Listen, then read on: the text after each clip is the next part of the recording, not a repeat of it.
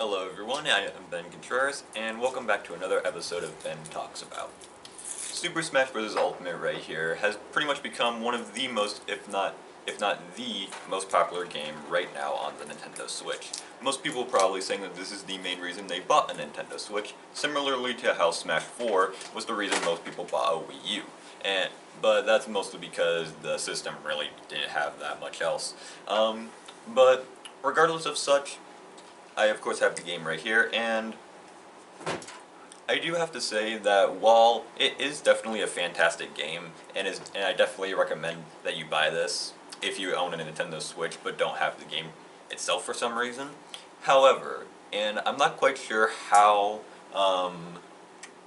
relevant this sort of opinion is considering the game has been out for a couple of years at this point, but I do kind of feel like there were some things that Smash 4 did that that were actually, I guess, better, I don't know, I guess implemented, I guess is the right word, compared to Smash Ultimate. And while the game does have a whole lot more to offer you, like with more characters, way more stages, more music tracks, all that good stuff, there are a couple of things that I feel like I said, Smash 4 did a little bit better, and something that even the older Smash Brothers games probably did a bit better.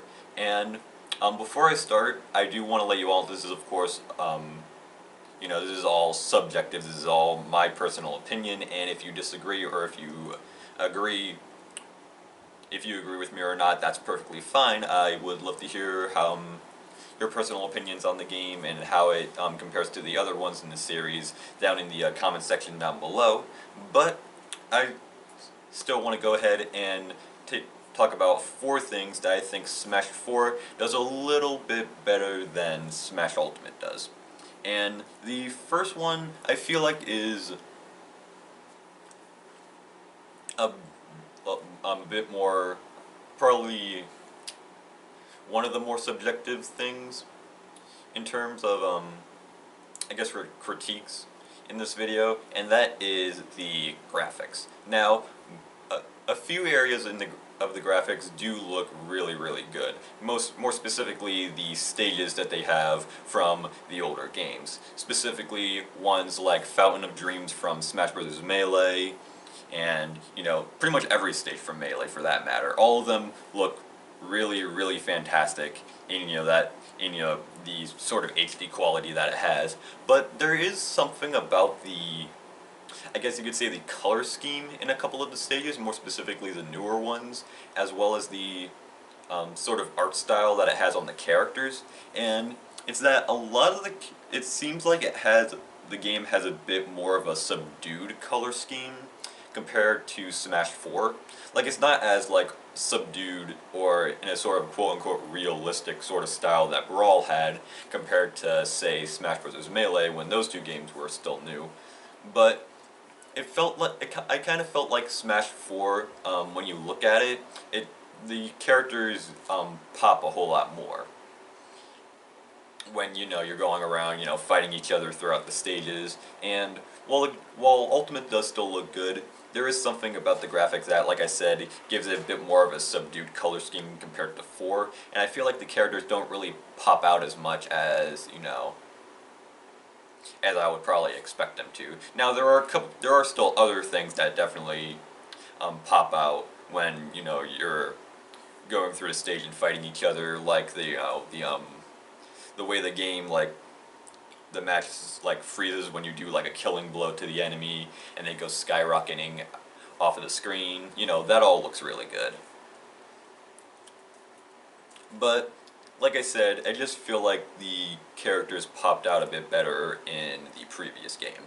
Now, the second one that I would like to discuss, and this is definitely I feel like this is a bit more of a nitpick compared, rather than more than a critique, and that is the announcer voice. Now, the Smash Bros. Series has had a different announcer for each of the games thus far, with the exception of Smash Bros. Ultimate, which for the most part reuses the same exact voice clips from the announcer of the previous game, Smash 4. And while I don't think that the announcer is bad compared to all the other announcers, there just seems like something just feels like a bit, I don't know, a bit on the lazy side. The fact that he just reused a lot of the voice clips from Smash 4, with the exception of like the new characters and all that, like, you know, King K. Rool, Simon and Richter, as well as the other returning characters from, say, Brawl, like Ice Climbers and Snake. And that's just sort of another thing that I find a bit more on the lazy side compared to, say, you know, Smash 4 or Brawl, is that a lot of the Easter eggs that were in those games, like, you know, Snake's codec conversations that he has whenever he's in the Shadow Moses stage from Brawl, you know, originally when you did his taunt enough times, you would get a codec conversation from one of his other partners, giving them like a description on, you know, who the character is and what they do and all of that, which I thought was a pretty fun Easter egg. It was similar to stuff like Fox's different conversation he could have with all his characters, as well as Palutena's guidance from Smash 4.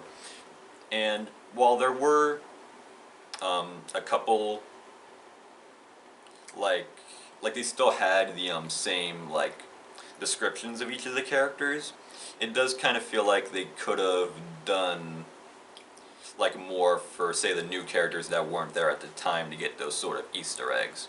And while it is cool to see, you know, that kind of stuff return, I do feel like they could have added a little bit more to give, you know, the new characters some sort of, you know, I guess, I'm not quite sure, I wouldn't really say relevancy, but it just feels like they could have added more to the voice clips that you see in the game, if that makes any sort of sense. And the third thing that I have to say is the lack of trophies. Now, these were a tradition from all four Smash Bros. Games until Ultimate, which, you know, removed the trophies entirely.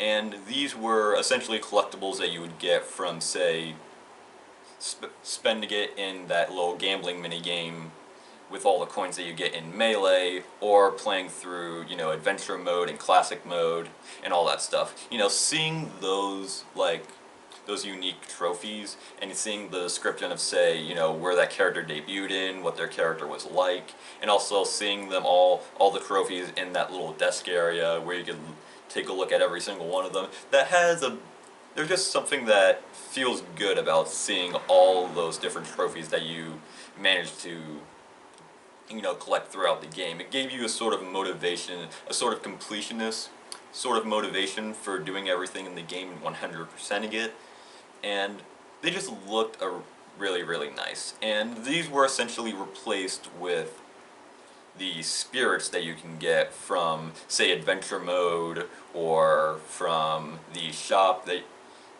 you earn coins from doing their version of Classic Mode and Adventure Mode and all of that. But it just feels like, again, they're going a bit of the easy route, because, you know, the trophies from the previous games were unique to, you know, unique to Smash Brothers. Meanwhile, all the spirits and the artwork of those spirits are reused from artwork from their respective game. And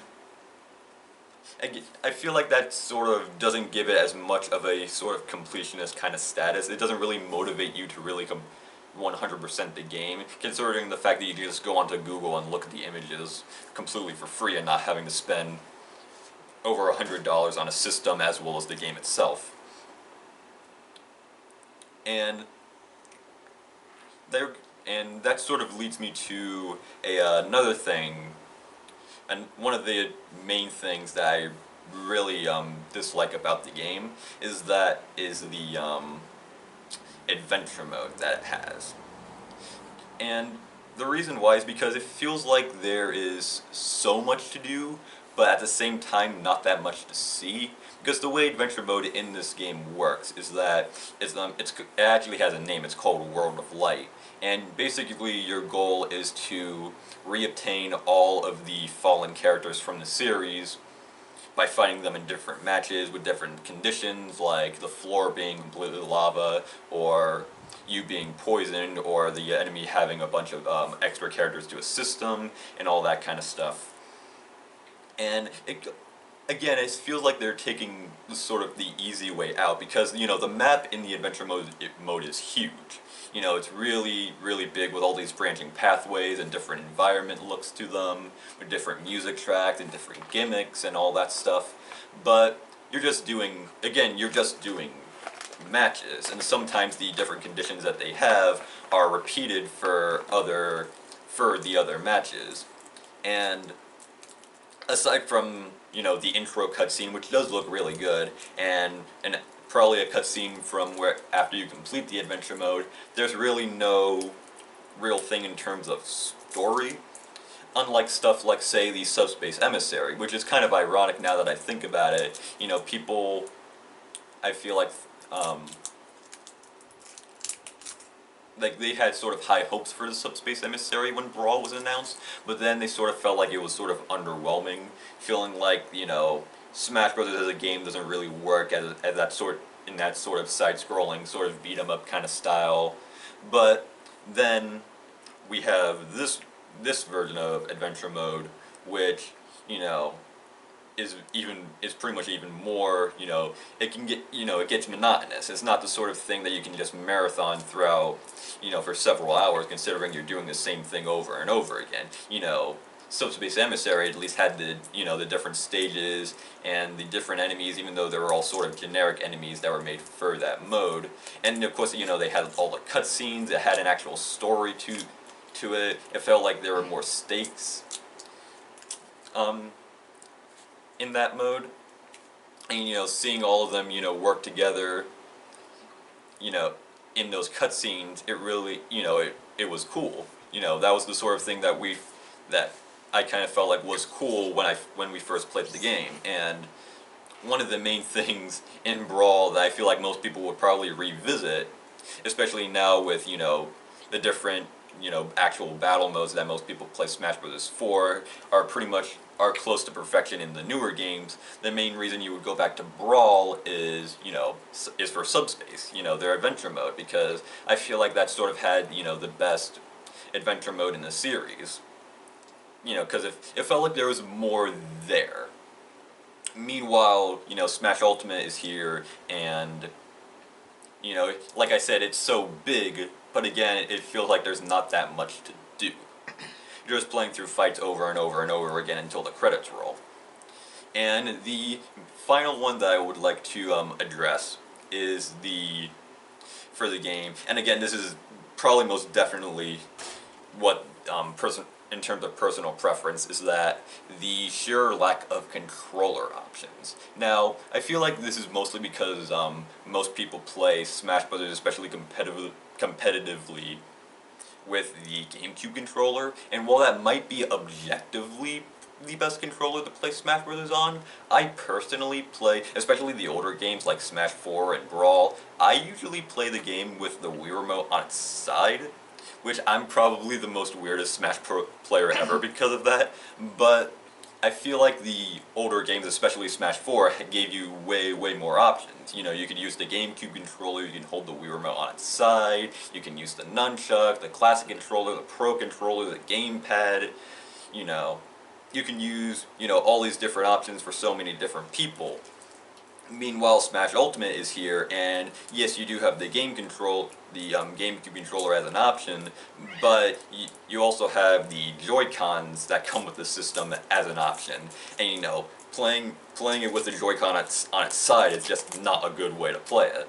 And you also do have the Pro controller, for the Switch, but I just feel like there was a lot more variety in terms of controller options in the previous games. So, those are my overall opinions on a few things I feel like Smash 4 and the older Smash Bros. Games did better than Ultimate. Again, if you agree or disagree with any of these opinions, let me know in the comments section down below. I would love to read about them. And I had a lot of fun making this video, so until next time, I'm Ben Contreras, and bye.